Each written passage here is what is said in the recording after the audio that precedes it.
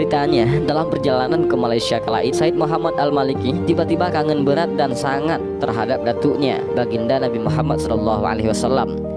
Setelah sampai di depan Nadlem, Habib Ali hanya menyuruh masuk Said Maliki, sedangkan rombongan yang lain disuruh menunggu di luar. Beberapa menit kemudian, Said Maliki keluar berurai air mata.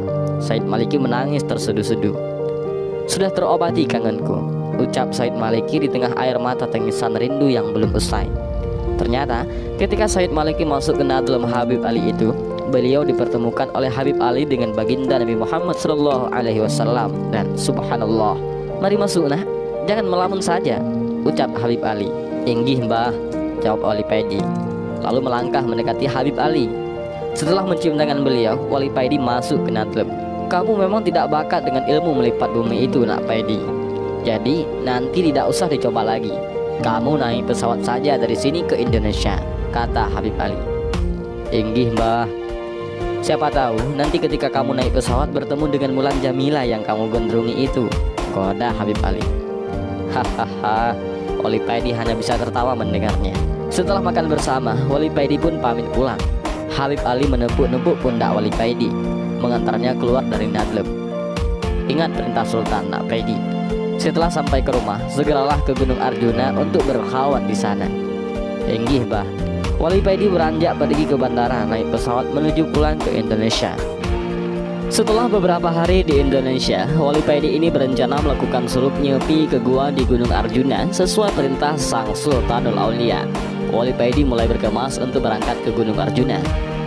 Berpres-pres rokok sudah disiapkan, mulai Ji Samsu, bidang garam dan jarum sudah lengkap. Tidak ketinggalan kopi satu black juga dibawanya. Setelah sampai di kaki Gunung Arjuna, Wali Paidi mulai mendaki mencari gua yang dimaksud oleh Sang Sultanul Aulia. Pada hari yang ketujuh sejak pendakian, Wali Paidi akhirnya menemukan gua tersebut.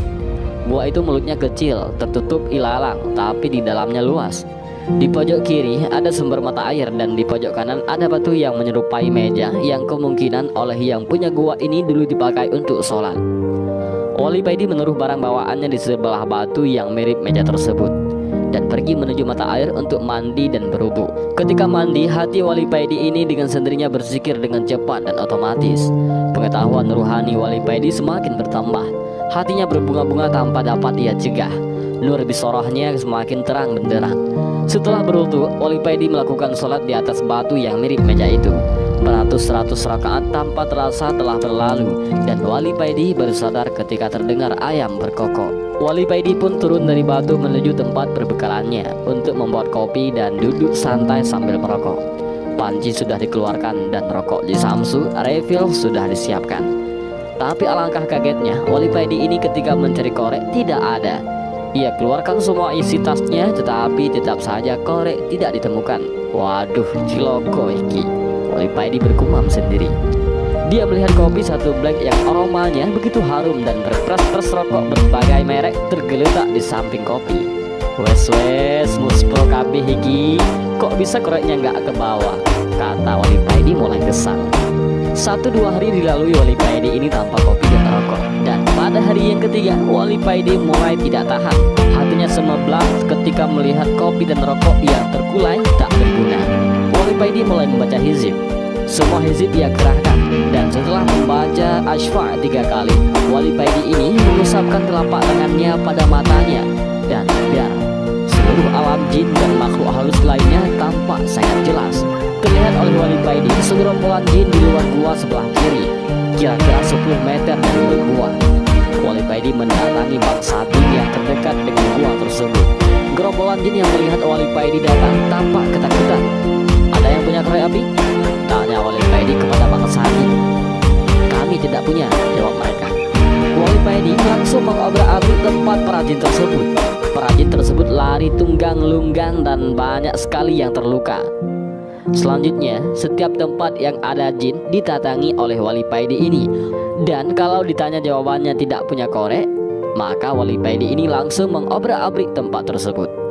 Gemparlah seluruh bangsa jin di Gunung Arjuna melihat sepak terjang Wali Paidi ini. Seluruh desa dan kota dari kerajaan jin di Gunung Arjuna ini telah diobrak-abrik oleh Wali Paidi. Nama Wali Paidi menjadi terkenal menjadi momok yang menakutkan di kalangan bangsa jin. Dan akhirnya tibalah Wali Pedi ini di pusat kerajaan bangsa jin. Ketika sampai di gerbang kerajaan, Wali Pedi disambut oleh dua prajurit yang memang oleh raja mereka diperintahkan untuk menyambut Wali Pedi dan mengantarkan kepadanya. Tampak wajah-wajah yang ketakutan di wajah prajurit ini melihat Wali Pedi. Dengan suara tergagap-gagap, prajurit ini mempersilahkan kepada Wali Pedi untuk masuk istana dan menemui raja mereka. Dalam istana, Raja Jin yang bernama Ismoyo ini sudah menunggu kedatangan Wali Pedi. Setelah Wali Pedi masuk istana, Raja Ismoyo ini langsung turun dari singgasana menyambut langsung Wali Pedi dan mempersilahkan Wali Pedi untuk duduk di sampingnya. Dengan agak takut, Raja Ismoyo ini bertanya, "Hamba dengar Tuan Wali telah membuat geger kerajaan hamba.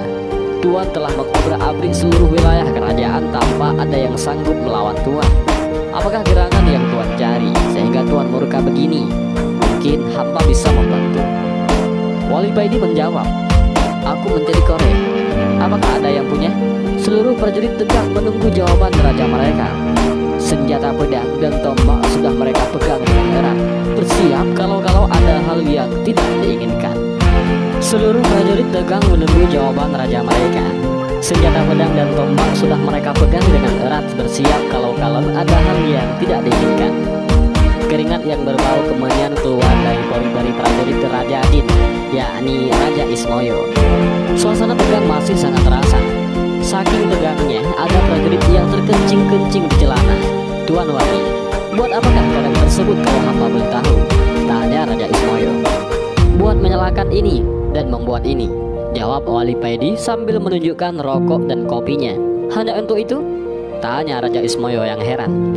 "Iya, hanya untuk ini," jawab Wali Pedi singkat. Raja Ismoyo membatin dalam hati, "Wali ini aneh. Masa hanya gara-gara pingin merokok dan ngopi saja dia telah menghancurkan kerajaanku? Dasar Wali Semprul."